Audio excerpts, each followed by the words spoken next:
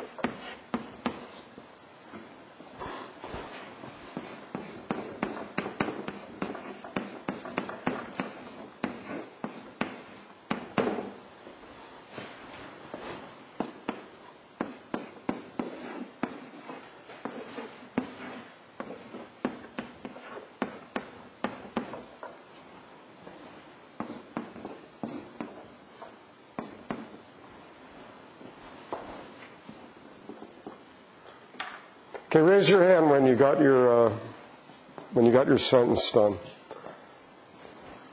Okay. Now, I didn't say whether I was going to read them or I was okay if I read them out loud. Everyone's good with that? Nothing too personal on there? Okay, how about you, Forrest? You got still working? Okay, well, you got a little time. You going to give it a shot, or? Yeah, as soon as I remember last week's class. Oh, okay. It was a lot about ethics. We talked about the Ten Commandments. I'll give you a quick review. Let's give Forrest some keys. What did we talk about? Just one line, one word, little mental cues. Ethics. Yeah, what else? Come on, fire them out. You don't even have to raise your hand or anything. I know there was more. You played Alan that George Carlin skit on your iPod. Ten Commandments we talked about. Alan talked about an example of a kind of ethical dilemma, right, with Mr. Tadpole. What else? Well, you brought it up last week, too. What else? We talked about whether or not celery feels pain. Right, or vegetables feel pain. We talked about abortion. We talked about killing animals. Okay, is that jogging your memory? All right, well, try to give me a sentence. It doesn't have to be, I don't care about the grammar. It doesn't have to be. Okay, here's one. Something that's moral is something that harms the least number of humans, the least. And laws are loosely based on morals. Okay. Everyone agree with that? Is that kind of...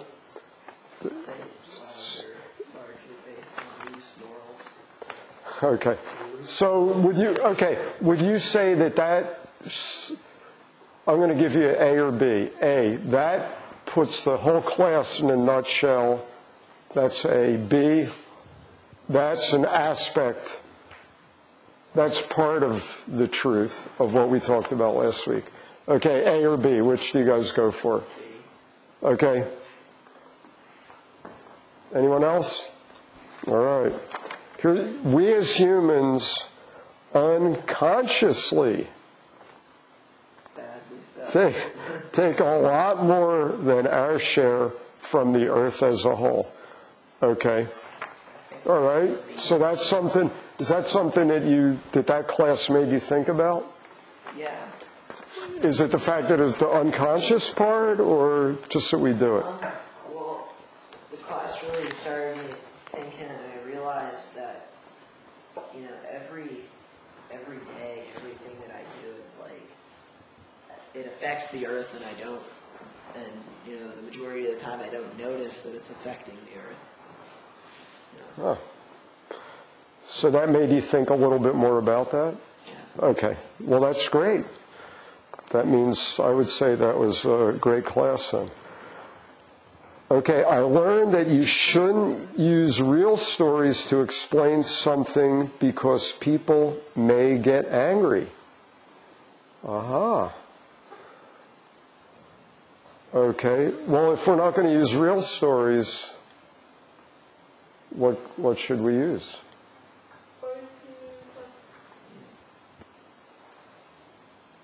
You could use names like Mr. Tadpole, or just make up random situations in your head or something.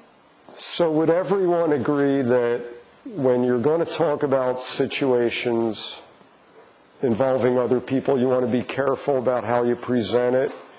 Even if it's important that you have to talk about it, that you want to make sure you don't offend anybody? I would say if you're afraid of offending anybody, that you should. Oh, okay. Because, you do have a right to say what you want to say, as long as it's not harmful, or as long as it's not fiction and you're claiming it's truth. Okay. Okay, great. Well, Forrest, you didn't get anything written, but do you want to throw anything out there about the last class? That somewhere in the world there's a celery colony, and they're hippies, and we pick them. Okay. We eat celery, right? Okay, well, great. That's a good start. And so basically what we're going to do today, we're going to follow up on what we talked about last week. Now, I wrote something on the board. Can everyone read that?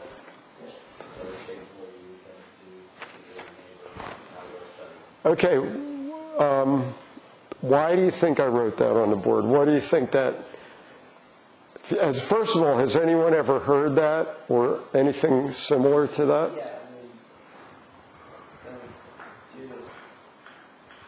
due to oneness, you would. That's sort of similar to due to oneness you would have done to yourself. Okay, and what's that called? That's the golden rule. The golden rule, and okay, does anyone know it? You didn't quite get it. Anyone know the golden rule? Oh yeah, do unto others as you would have others do unto you. Okay, yeah, so it's very similar to that. Oh, so what do you, okay, so what's anybody think about that? What do you think about that? Why do you think they call it the golden rule? You think that's a good name for that? I don't know. I disagree with it because if you feel like being treated like all excitingly and then somebody feels like being left alone and then you go up to them and you're like, hi, and you're all like that and they just sort of just want to be left alone, then it's not going to okay. be really good. Okay. Now maybe it means that you put yourself in the other person's shoes, and if you want them to treat you want to treat someone the way you would want to be if you felt like them. So does it make sense then? Yes. I think it makes sense. It could be read a whole bunch of different ways. One, it could be read, I'm going to help them out so they'll be nice to me. You're thinking of yourself, really. Okay. I'm going to help them out because that's what I would like people to do to me. Or I'm going to help them out and it has nothing to do with me. So there's like three ways of looking at it. The first way, where you're figuring out what you can get out of it, it's not that golden. That's okay. That's a good point. Yes. I prefer this statement to just, spread love as much as you can because, what Alan said, that the golden rule can be perceived as many different things, one of them being, and I think the most common in our capitalist society, I'm going to be nice to them so they're nice to me. Okay. Well, let's follow that through. Why don't we look at the goal? You brought up capitalism.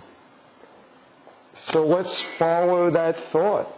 Let's see how the golden rule applies to capitalism. So give me a second. Okay, if you're a working person, do you want to make a decent wage? If you're working for a living, do you want to get paid a fair wage? Yes or no?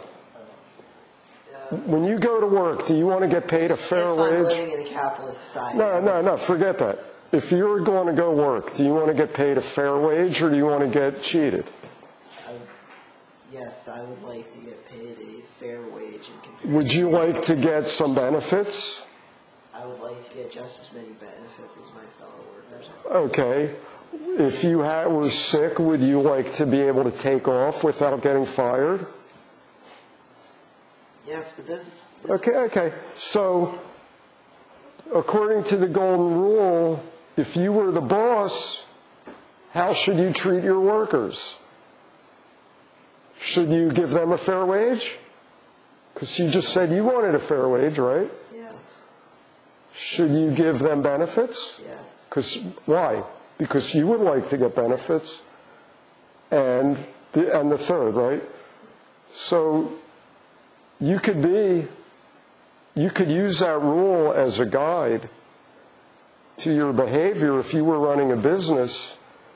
If you looked at every worker and said, I'm going to treat them the way I would want to be treated if I was the worker and they were the boss, wouldn't that be a useful guide to go by? Can't we just skip the if I was a worker thought and just have businesses that are run by the workers instead of having a second tier of elite businessmen who run everything? Great thought. Now, for many years in Russia, which was called the Soviet Union, They had businesses that supposedly were run by the workers for the workers. Were those people treated by the golden rule? No, but I don't think that, I think that supposedly that's the way things worked in the Soviet Union, supposedly. But, the Soviet Union was the farthest thing from communism, Okay, but here's what I'm doing, and I want everyone to tune into this. I'm just asking, is that a useful guide? And you started out by saying, no, we don't really need it. But yet, we don't really need it if everyone would just love each other. So I want to ask a question. I want to tell you a bit about this. This was a quote from a guy named Rabbi Akiva, who was one of the greatest Jewish spiritual leaders ever. And one time, a student asked him, I forget if it was a student or someone else who was interested. They said, can you put all of Judaism into one sentence? Now, if you know anything about the Jewish religion, there's like 1,000 books on it. There's more words with Judaism than probably any other religion in the world. So they went to this rabbi and they said, can you put it into one sentence? And this is what he said. That's what he said, that if you take all the laws, the whole Bible, everything, all the prayers, everything that is important to the Jewish people, that you can put it into that one sentence. But he actually didn't do one sentence. Then he put this down. So why do you think he put that there? Anybody? Let's hear from someone else. Why do you think he put now go study at the end? Why isn't this good enough without that? I mean, I think that's a pretty good rule. I mean, Noah doesn't think it's necessary, but I think it's a good guide. I don't think it's a bad guide. Okay. I just think that there might be even a better one. Well, not necessarily better, but more simple, with less cracks in it. Because I think. Okay, that's great. And you know what your homework assignment for next week is? Is to bring it in, the better one. Okay, but in the meantime, I want to hear some answers. Why did this great spiritual master say, now go study? Why didn't he just say, that's it, that's all you need to know? Why did he say, now go study? Because I think that he might have been trying to imply that he had summed it all up into one sentence, but he wanted other people to go study so they themselves would be able to really understand it, be able to sum it into their own sentence. Okay, anybody else have a thought on that? Why did he say, Zach, why did he say, now go study? I don't know. On this part of the story, Dad told him the phone. Oh, I'm sorry. Okay, someone else tell him the story. Karuna, tell him the story. Who wrote this? Do you remember the name of the man who was? Okay. His name was Rabbi Akiva, and he said that in response to a question. What was the question? Sum up Judaism into one sentence. That's right. He was asked, he was a great spiritual teacher, and he was asked to sum up the whole religion, which has like 1 million books on it, into one sentence. That's what he wrote. So why did he say go study? Why do you think so the question was, the first part's like the golden rule, right? We all agreed on that? It's similar. Now why did he write go study?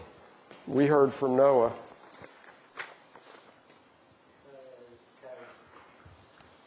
You're next, Forrest. Would help them understand. It would help them understand. Oh, maybe he didn't want them just to take his word for it. Okay, that's a great answer. Forrest, you got a thought on that?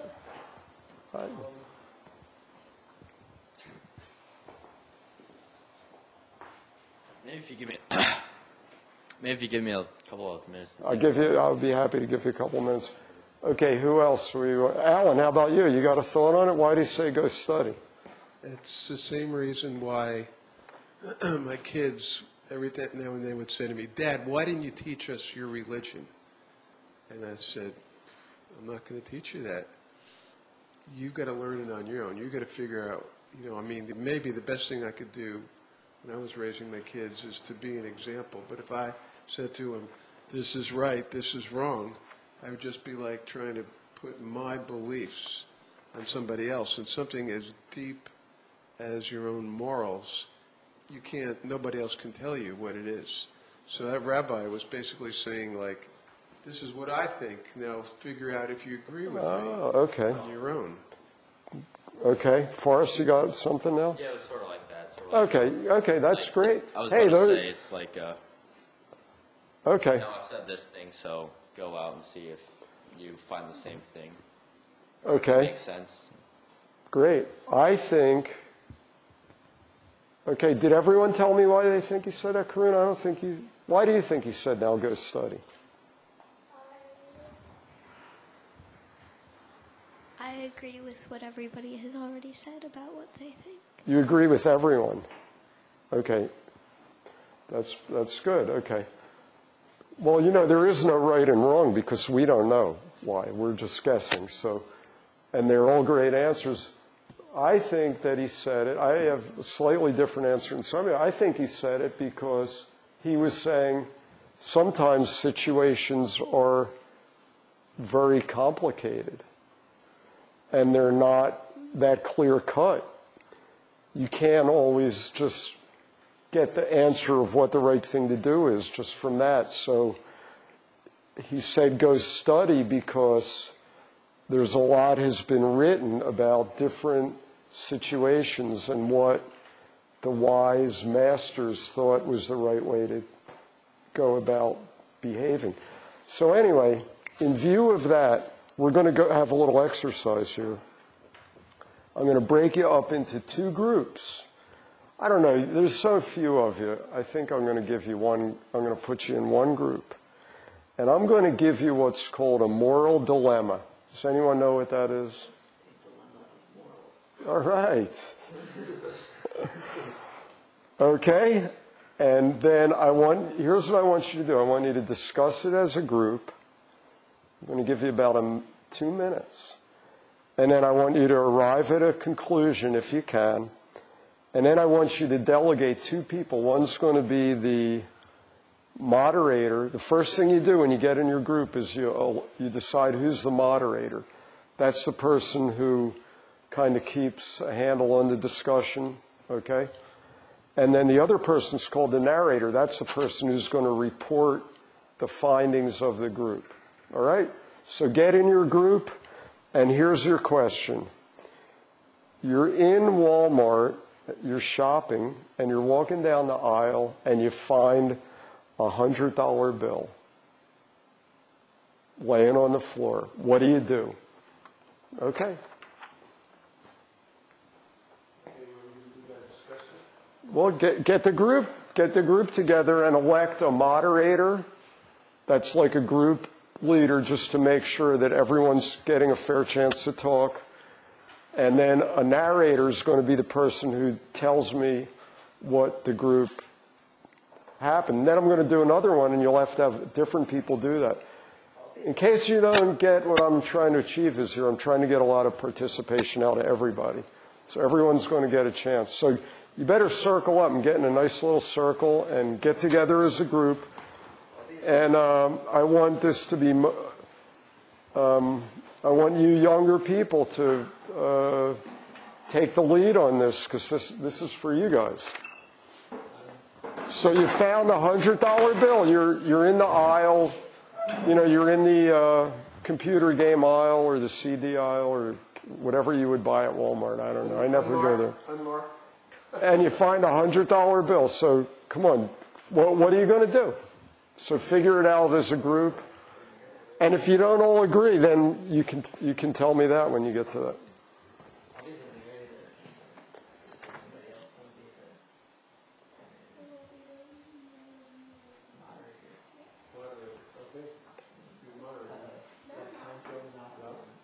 I'll let the kids do this on their own, 100%.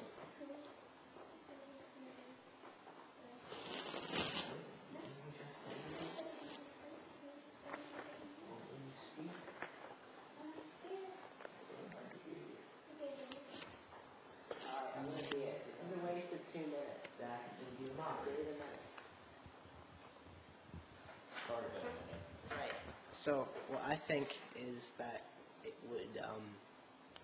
it would be you'd take it and then you wouldn't spend it right away in case someone wanted to let's say in case someone asked. But if you tried to hand it out to someone, it seems that someone you end up giving it to some person who wasn't it because they'd go, oh, it's mine. Yeah, I lost $100, but that's just my opinion. What do you think, Forrest? Oh, Zach. I think that if I found $100 in Walmart, then I would put myself in the shoes of the person who lost it. Like, I'd be bummed as hell if I was stupid enough to bring $100 into Walmart and lose it. And so, like, I would, take it to customer service or lost and found or whatever Walmart has and drop it off. And but if I was on the street, it would be totally different, I think. Like, lose it on the street, that person's probably never going to find it again. But Walmart's a closed-off area with, walls. So I think that a small space, as far as small goes with Walmart, goes, like, I would think it would be, best to try and get it back to the person who lost it.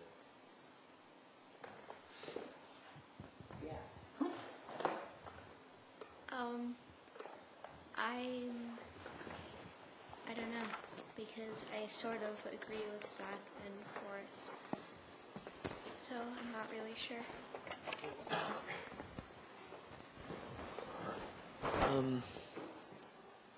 I think that if I found $100 in Walmart, that if I had thought about the situation happening, I would probably act differently if I didn't know it was going to happen and then it happened. But if I found $100 in Walmart, I would attempt to find its owner, but it's hard to do that in the society that we live in because people will lie for $100 bill, and so I think the best thing that you could do, besides somehow locating the person who actually owned it, is to donate it to a charity or give it to somebody who really needs it. And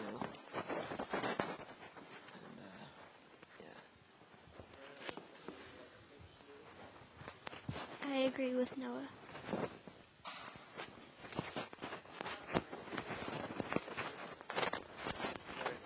Well, you know what they do when you lose like a cell phone or something like that in the store, and they say somebody lost a cell phone, come to customer service. Then you got to identify it. So I agree with like Forrest. If you're in Walmart, and it's like they have control over the area, so I would go to customer service and say, could you announce somebody lost some money, and then they'd have to say how much before they got it. You couldn't say who lost a $100 bill. Everybody be lining up. I would add an extra dollar. So, yeah, I love the guy.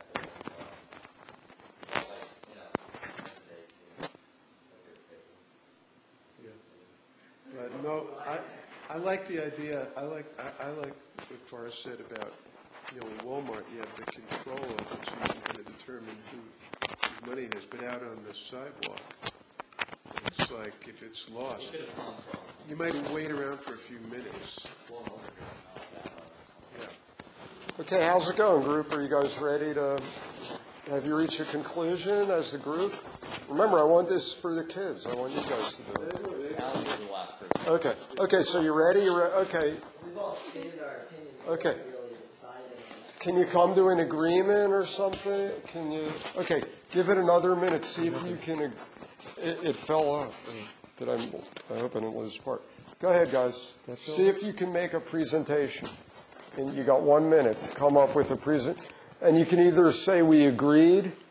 You're going to be like making a presentation. You're going to get up in front of the class and you're going to say, here's what happened. Either we agreed or we disagreed or whatever. Go ahead. You got 30 more seconds.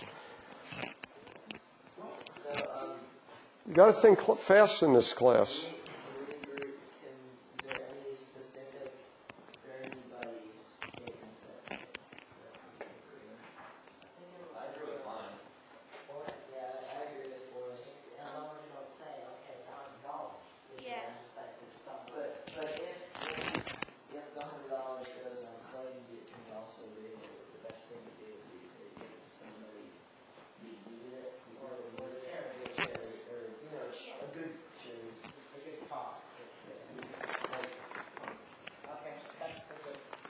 Okay, ready? Let's hear the narrator. Who's the narrator? Okay, get up here in front of the class.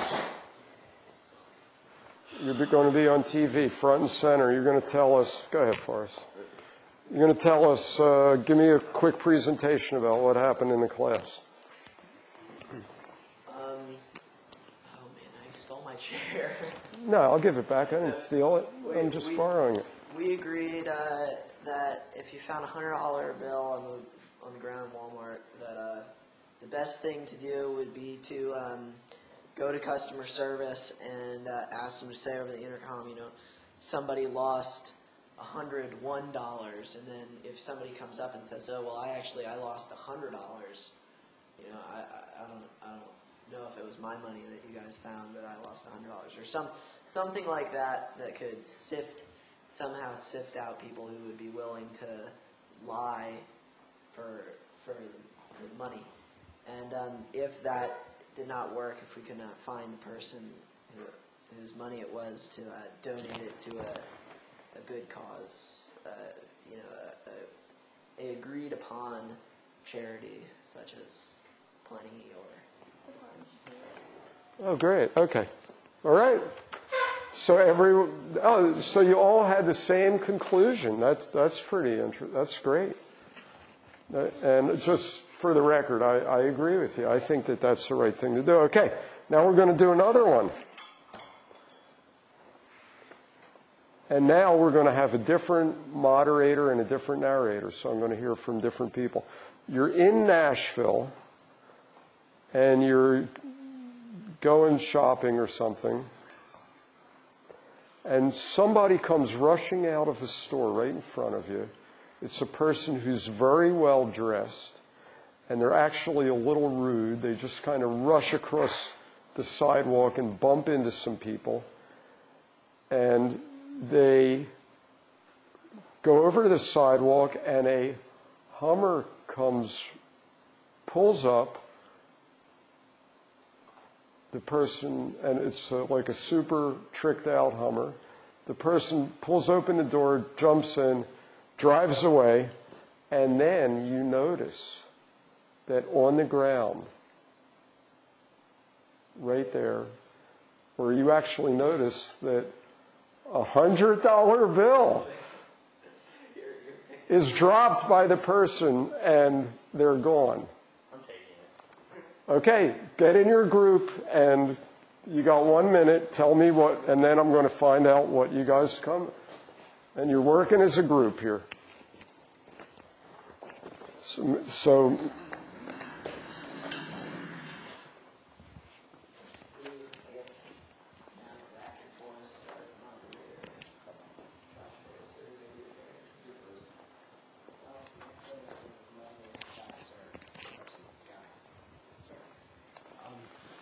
I get the license plate and then identify me with the license plate and give it back to him. Okay, here you go now.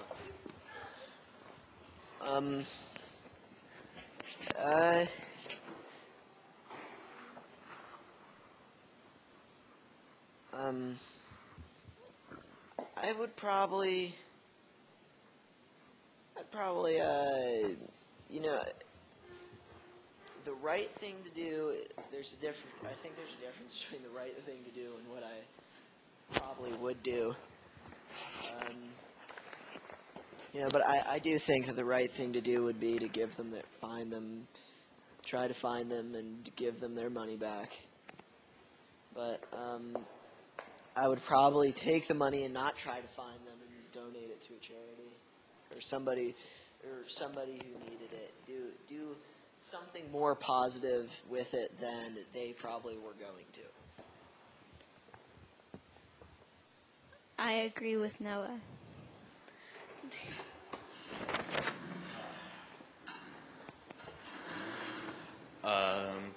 I really don't think that the guy would miss it at all. He's got a tricked out Hummer and nice clothes. And, you know.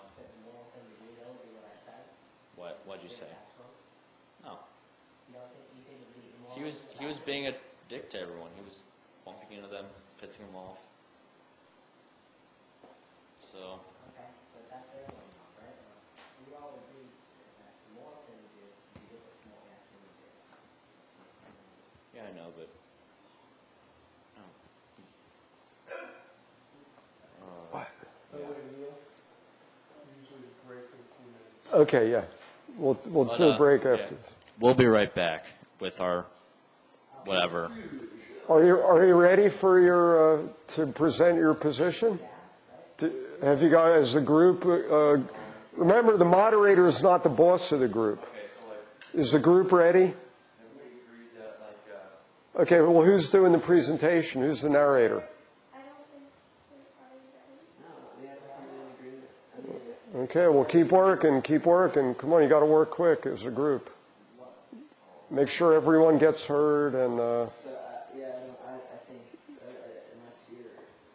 If you disagree, you can spend a couple minutes seeing if you can reach a common conclusion or share some concerns. So go ahead, give it another minute. Come on, you guys, this is on you guys. You're in charge now. I actually, I agree with Forrest, but I wonder, are you saying that you would just take it because you wouldn't miss it, or? Well, you wouldn't miss it, so I wouldn't feel bad about it. I think the most moral thing to do in that situation would be to take the money and donate it to charity, for the good charity.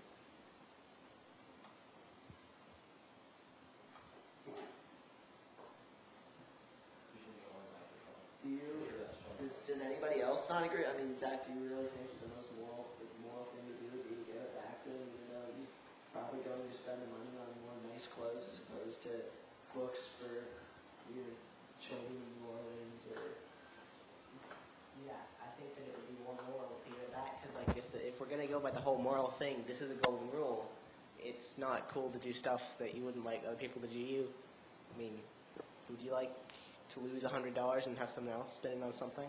Well, I would like to lose $100. I mean, if I lost $100, and I wasn't going to get it back, or I didn't deserve to get it back, then I would prefer for somebody else to donate it to a charity, or giving it back to me until I bought, so I can find more clothes. Well, if I ripped my ear off or something, I would take this compensation, but you didn't, do anything like that. Okay, I think everyone else has come to an agreement, and the argument isn't really swaying me. Okay, you ready to... Do you honestly think that it would be the most moral thing to do would be to give them back their money? Yes. Knowing that they were not going to spend it on something, or you put it towards something as valuable as you were going to. For the second time, I think that would be the more moral thing to do. Are you guys ready to make a presentation? By giving them their money back, you would be not giving money to people who needed it. But it wasn't your money in the first place to give. But it wouldn't be your money in the end either. It would be going to a better cause than they were going to spend their money on. Yes. I was imagining it being a lady, and I think it'd be better to give $100 to PETA, who would stop somebody from doing the thing that I'm about to say, instead of her having her $100 to go buy a fur coat that was made from chinchillas that got tortured in a fur factory. How about this? You get the license plate and you figure out where this guy lives, okay? Then you go to his house and you give him the money, the $100. Say, look, I saw you lose this money, thinking maybe that he'll be so impressed with you that he'll give you a $500 reward. And then you can use that money to give it to charity, and so charity would benefit by $500 instead of you using the $100 for charity.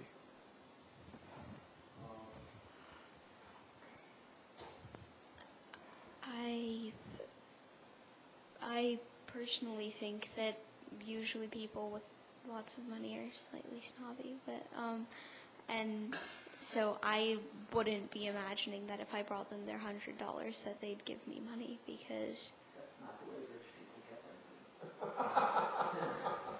Giving more out than they get. so I would rather spend $100 on charity than go and find a person who just like drove home in their big huge Hummer and isn't really going to do anything to help anybody else. Okay, are we ready to make the presentation? Who's your narrator? Who's he? What's his name? He has a name. Jack. Okay, I Zach. hit him. Zach, you're. It would only be kind of immoral. Can he? Oh, that might be the next moral dilemma that we examine. Go ahead, Zach. Your turn. You're on. Zach, you're in front of camera now. Everyone else Make thought, it good. Make it strong. everyone else thought that it would be a good idea to take the money and give it to charity, but I thought that I'd rather give it back because I myself would feel bad if I took the money that wasn't mine and gave it to someone. I mean, it wouldn't be mine in the end, like Noah said, but yeah, I just would feel bad if I. Okay. And so that's how you felt, and how did everyone else feel? I said that they Yeah. felt like you should give it to charity. And there wasn't any movement. No one was swayed by any other arguments, right? I mean, you all kept to your original position. Is that correct? Seems that way. Am I right? Okay. Yes. Sort of adjusted, so it was all Made some adjustments. Okay. so it all fit in. So the gist of it is one guy was going to give the money. One guy was going to make an effort to return the money. And the other people were going to pocket the money and then do what they wanted with it. Is that correct?